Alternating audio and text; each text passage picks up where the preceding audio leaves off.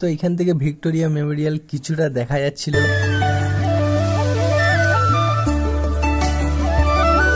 Hello বন্ধুরা, good morning. তো দীঘায় নেক্সট ডে।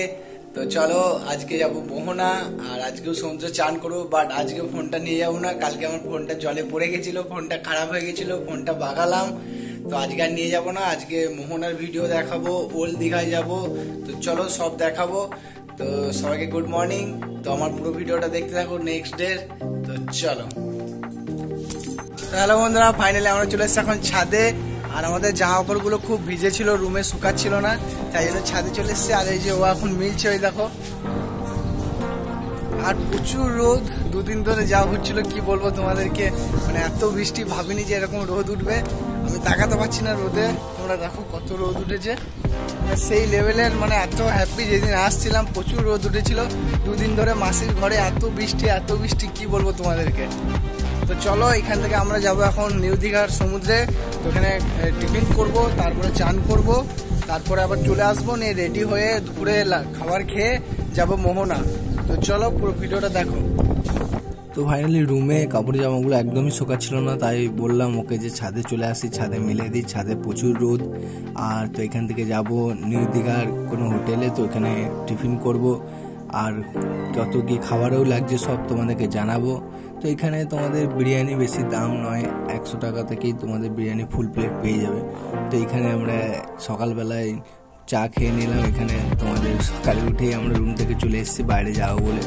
তো এলে তোমরা ঘরে বসে থাকো না, সব সময় বাইরে এসো ঘুরতে, খালি রুমটা নাও জাস্ট রাতে যাওয়ার জন্য, কারণ তোমরা ঘুরতে এসেছো, ঘরে বসে থাকতে আসোনি। সেই জন্য আমরা অল টাইম সব সময় বেরিয়ে যাচ্ছিলাম বাইরে, আর বিচের ধারে এসে বসে থাকছিলাম। অনেক সেই লাগছিল মজাটা, সমুদ্রের ধারে এসে বসে আছি, আর কাদা কাদা লোক, আর সেই ঢেউয়ের সেই মজা, মানে সত্যি কি বলবো। তাই জন্য আমরা সবসময় সমুদ্রের কাছে এসে বসেছিলাম। দুপুর, বিকেল, সন্ধে, একবারে রাত হলে আমরা ঘর যাচ্ছিলাম। তো এখান থেকে তোমাদেরকে একবার সাউন্ডটা একবার শুনিয়ে দিই, ব্যাকগ্রাউন্ডে কত আওয়াজ তোমাদেরকে একবার শুনিয়ে দিই।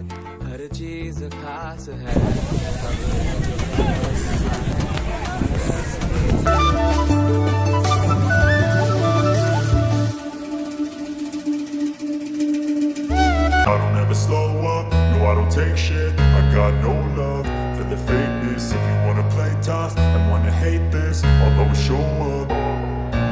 I don't ever slow up, no I don't take shit. I got no love.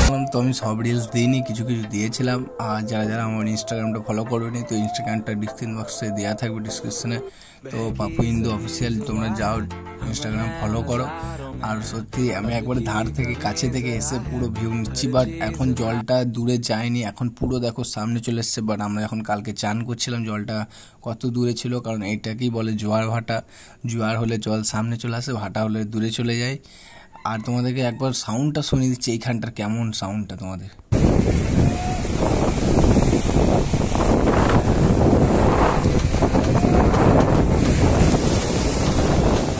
তো এখান থেকে আমরা চলে এলাম হোটেলে। আর হোটেলে এখানে টিফিন খাবার তোমাদের নিল 30-60 টাকা। আমরা লুচি আর তরকারি নিয়েছিলাম। তো প্রচুর রোদ, আর রোদে হেঁটে হেঁটে এসে হোটেলের, আমাদের রুমের কিছুটা হোটেলে আগেই বন্ধুরা ফাইনালি আমরা চান টান করে একবারে সমুদ্রে সেই লেভেলে মজা নিয়ে চলে এলাম। আর এখন রেডি হয়ে গেছি, এবার হোটেলে নিচে যাব খেতে। তারপর আধা ঘন্টা বা 5 মিনিট রেস্ট করে এখান থেকে বেরিয়ে যাব। টোটো বুক করেছি, টোটো করে আমরা চলে যাব মোহনা। তো টোটোতে নিয়ে যাবে আমাদেরকে মোহনা ঘোরাতে। আর ওইখান থেকে আমরা ওল্ড দীঘা আসবো, ওল্ড দীঘাতে ঘুরে তারপরে ঘরে এসে খাবার দাবার খেয়ে কালকে বাড়ি। তো চলো। আর আমি কেন তোমাদেরকে আজকে কোনো স্নান করার ভিডিও, কোনো দীঘার সমুদ্রের ভিডিও দেখাইনি, কারণ কালকে আমার ফোনটা একবারে যাচ্ছে না, তার জন্য আমি ক্ষমা চাইছি ভিডিও না দেখাতে পেরে। কালকে আমার ফোনটা একবারে খারাপ হয়ে গেছিলো, ওই জন্য ভয়ে আমি ফোন নিয়ে যাইনি। তো এখন চান টান করে রেডি হয়ে গেছি, তো এবার নিচে খেতে যাবো। আর ও এখন রেডি হচ্ছে। তো চলো নিচে খাওয়া যাক, খাওয়ার পর যা। তো মেন বিষয় হচ্ছে আমি ফোনটা নিয়ে যাইনি, তো এই জন্য ভিডিওটা পুরো ওইখান থেকে একবারে চান টান করে দুপুরের খাবার। তো দুপুরের খাবার আমরা যেই হোটেলে ছিলাম প্রত্যেক ওই হোটেলেই নিয়ে নিয়েছিলাম। তো এখানে খাবারের থালি দেখতেই পাচ্ছ, আমরা লেগ পিস নিয়েছিলাম 2টো করে, আর তরকারি প্লেন ভাত হচ্ছে 70 টাকা, আর লেগ পিস নিলে শুধু 60 টাকা 70 টাকা। ভাই বাইরে তো একটু বেশি দাম নেবেই, তোমরা জানো। তো আমাদের এখানে খাবারেই 300 টাকা লেগে গেছে। দুঃখের বিষয় হচ্ছে আমরা মোহনায় যেতে পারিনি, কারণ এত জোয়ার ছিল, পুরো মোহনার রাস্তাটা জল ভর্তি হয়ে গেছিল। তাই জন্য টোটোওয়ালাকে ফোন করেছিলাম, তো টোটোওয়ালা দাদা বললো যে ওখানে এখন যাওয়া যাবে না, তো তাই জন্য আমরা ক্যান্সেল করে দিলাম। তো দাদাকে এখন ডাকবো, তো এরপর আমরা এখান থেকে ওই দীঘা যাবো, তো ওই দীঘাতেই ঘুরবো। তো ওইটাই তোমাদের পুরো দেখাবো, তো তোমরা কিছু মনে করো না, আবার যখন নেক্সট টাইম আসবো তখন আবার দেখাবো। তো চলো পুরো ওই দীঘার ভিডিওটা তোমরা দেখতে থাকো। আর আমি রেডি হয়ে গেছি, আর যখন রেডি হচ্ছে তো চলো যা যাক। তো এইখান থেকে আমরা রেডি হয়ে ফাইনালি আমাদের দীঘার শেষ দিন আজকে। তো আমরা এখান থেকে সোজা ওল্ড দীঘা চলে যাবো টোটো করে। তো টোটো করে নিয়েছি, এখান থেকে যাচ্ছি আবার ওল্ড দীঘার দিকে। আর এটাই হচ্ছে সেই পুরীর জগন্নাথ মন্দির, মানে জগন্নাথের দ্বিতীয় মন্দির বলতে পারো। তো এই মন্দিরটা এখন তৈরি হচ্ছে, আশা করি 2026 বা 27-এর মধ্যে হবে, এখানে বললো একটা দাদা। তো ফাইনালি এখানে ওল্ড দীঘার বিচে চলে এলাম। আমার তো মনে হয় নিউ দীঘার থেকে ওল্ড দীঘার বেশি ঢেউ জলের, মানে প্রচুর ঢেউ এখানে। আর এখানটা অনেক জাঁকজমক, কিন্তু বাট আমার নিউ দীঘারটাই বেশি ভালো লাগে। আর সবারই কোন দীঘা ভালো লাগে বলে দিয়ে অবশ্যই কমেন্টে, নিউ দীঘা না ওল্ড দীঘা। আমার তো নিউ দীঘা। তো এখানে বিচটা তোমাদের এখানে বালি নেই সেরকম, পুরো সানসেটের করা আছে। এখানে চান করা খুবই অসুবিধা, মানে সেই ঢেউ টেনে নিয়ে চলে যাবে একদম, এরকম অসুবিধা। আর তোমরা সবাই এসো, আর তোমাদেরকে দেখিয়ে দিলাম। তোমাদের এখানে হোটেলের তোমাদের ভাড়াও বেশি নেবে না, 500-600। তোমরা সমুদ্র বিচের বেশি কাছে গেলে কিন্তু রেট বেশি হয়ে যাবে, সমুদ্র বিচের কিছুটা দূরে নিলে তোমরা কম টাকায় হোটেল পেয়ে যাবে।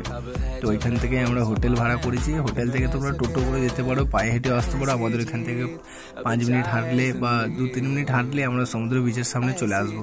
আর এটা হচ্ছে সেই ওল্ড দীঘার বিশ্ব বাংলা যেটা বলে। আমি আগের বারে যখন নেক্সট টাইম এসেছিলাম তখন এখানে এসেছিলাম, ওই জন্য মনে আছে এই জায়গাটা। আর খুবই সুন্দর, এখানেও নানা রকম মেলা, মানে বলতে পারো অল টাইম, যেমন দোকান গাদা দোকান আছে। তো এখানে অনেক খাবারেরও দোকান ছিল, আগে গিয়ে তোমাদেরকে দেখাচ্ছি এই জায়গায়। এখানে প্রসাদের দোকান আছে, মানে আমরা এখান থেকে প্রসাদ নিলাম ঘরের জন্য। আর এখান থেকে নানা রকম ললিপপ, চিকেন ললিপপ তোমরা নিয়ে নিতে পারো। তো আমরা খাইনি, এগুলো এত ভেজিটেরিয়ান খাওয়া ভালো নয় এত। আর এই যে ফাইনালি দীঘা।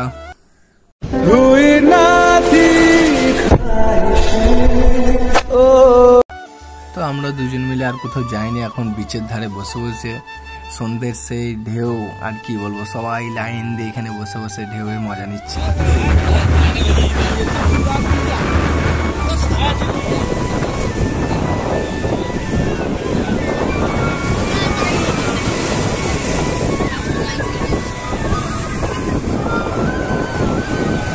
তো এখানে ঢেউটা এত বেশি দিচ্ছে, পুরো জল উপরে উঠে চলে আসছিলো। তো আমরা এবার নিউ দীঘাতে চলে যাবো। তো এখানে আইসক্রিম খেয়ে নিলাম, তো তারপরে আমরা আবার বিরিয়ানি খেলাম, কারণ অন্য খাবার কিছু ভালো লাগছিল না।